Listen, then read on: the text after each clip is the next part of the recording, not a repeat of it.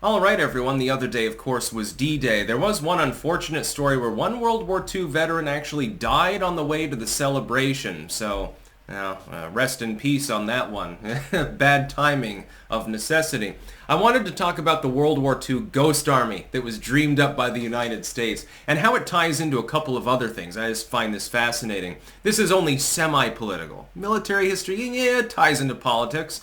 Like how politicians prevented any form of victory in Vietnam, for example. We can talk about that some other time.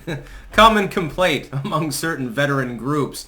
Anyway, in World War II, the U.S. Military dreamed up a fascinating idea based on the concept of decoys.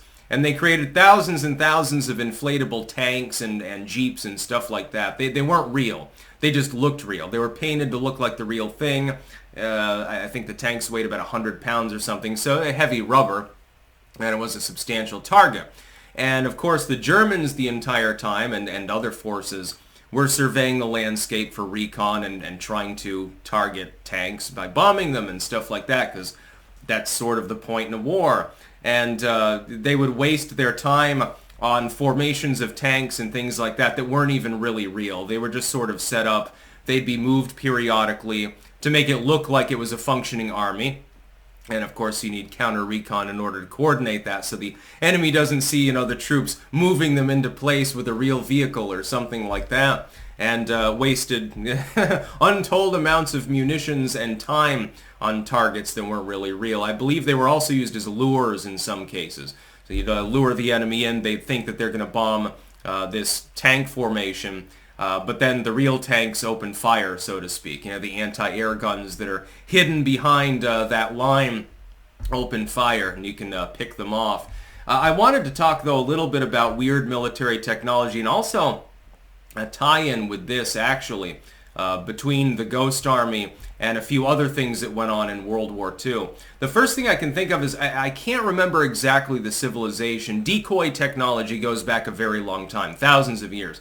I can't remember whether it was the Aztecs or the Mayans, but they had one practice where they would dress up a mannequin as a real soldier with a spear and everything. Well, not a spear, those clubs that they used. I can't remember again which civilization, my apologies.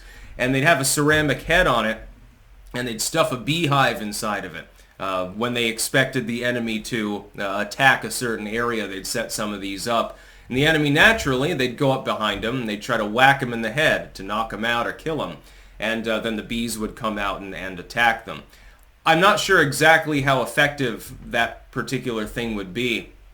Also, the U.S. military created artificial smoke in order to flood areas, in order to confuse the enemy, or steam rather, to create effectively artificial fog banks using machines. World War II is fascinating. It's sort of the bridger between the pre-modern and the post-modern world when you really think about it. And when you think about it, because of the severity of the war and all of the parties fighting, everyone was building new technology. You get the rocket engine and things like that, technically invented by the British, but then the Nazis were the first to develop it with the flying wing, trying to put them on the Messerschmitt. That towards the end of the war, that didn't really work out, though, because they didn't have the resources anymore. The poor Luftwaffe, they ran out of steel and things like that to actually use.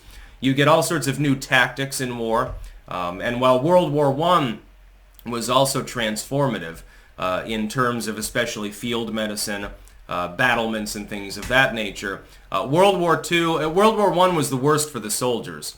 World War II was the worst for civilians, at least in terms of if you look at like Mao's purges, that would be worse. That wasn't transformative, though, except teaching the Chinese people the dread of communism, which has been tempered by now. The Ghost Army is fascinating, though, because it actually worked.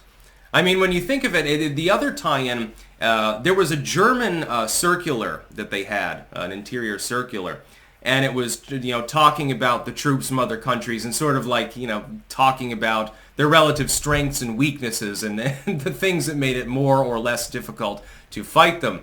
And this is actually true. What they said about U.S. troops is that it was hard to fight them because they ignored commands, they ignored etiquette, they ignored rules of warfare and everything else, and were just a chaotic mess. some lower field commander would completely just, fly ship and do his own thing. So it was difficult to actually fight them because normally armies at that time still had generally that kind of World War I mentality, very regimented. In World War II, though, the U.S. military became a little bit less so. And some of this is more a mythology that's built by Hollywood than anything. So, like The Longest Day or something like, oh, here's my improvised method to defeat this group of Germans or this group of Italian troops. But some of it's actually real. This was a fairly unorthodox tactic. Certainly there were people in the room at the time when this was suggested who said, this ain't going to work. There's no way that we're going to fool the Germans with fake tanks and stuff like that. They'll not be taken in by it. But they actually were. The idea of creating an artificial fog bank must have been relatively unorthodox when it was brought up to Eisenhower or somebody else at the high command, or Churchill for that matter. You also had other things. For instance, there was an audacious plan. I can't remember the name of it. The Germans wanted to secretly set up a weather station in Canada. Because the weather tended to move from west to east across the Atlantic into Europe, depending on the season, it gave the Allies an advantage because they would know what the weather was likely to be through meteorology before the Germans could. Their own weather stations wouldn't be able to have as much accuracy. They didn't know necessarily the weather that was coming. The Germans actually made it to Canada and attempted to establish effectively a weather monitoring station at one point. World War II is incredibly fascinating, very brutal, but at the same time, in retrospect, very interesting. So the Ghost Army, something that everyone should look up because it's a fascinating subject. Probably don't rely on the Wikipedia article for it because Wikipedia at this point for anything socio-political is completely useless, but there are plenty of articles on it that have good material. I think there have been plenty of books written on the subject too. I'd kind of want to get one of them. If anyone has any recommendations, anything from World War II that specifically at length references these concepts, like the bizarre sort of fusion between symmetrical and asymmetrical warfare that was going on all sides. The Soviets engaged it and everything else. Certainly the Finns. I'd be interested in reading a book about that topic. That's about all. Peace out.